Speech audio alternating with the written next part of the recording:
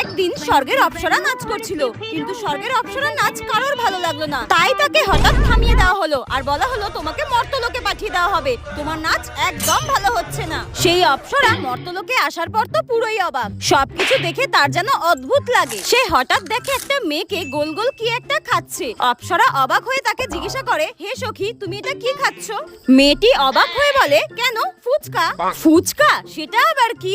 মেয়েটি অবাক হয়ে বলে, পাগল নাকি, আজকালকার দিনে ফুচকা খেতে জানে না, এরকম পাগল আছে নাকি? মেয়েটি অপ্সরাকে তো খুবই ঝাড়লো আর বললো, ফুচকা খাওয়ার সময় যত সব ডিস্টার্ব করতে চলে আসে, জানতো জান, বলে এইভাবে তাড়িয়ে দিল অপ্সরাকে। আর অপ্সরাও কিছু না বুঝতে পেরে চলে যায়। অপ্সরা মর্তে ঘোরাঘুরি করতে করতে হঠাৎ দেখে কিছু লোক নাক দিয়ে মুখ দিয়ে ধোঁয়া বের করছে, আর সেটা দেখে তো অপ্সরা একদমই অবাক। তারপর কিছু লোক তাকে জিজ্ঞাসা করে সে কে, আর সে বলে, আমি তো স্বর্গের অপ্সরা। এই কথাটা শুনে তো ওখানকার লোকেরা অপ্সরাকে পচা ডিম পচা টমেটো ছুঁড়ে মারতে থাকে, আর অপ্সরা ব্যথা পেয়ে কান্নাকাটি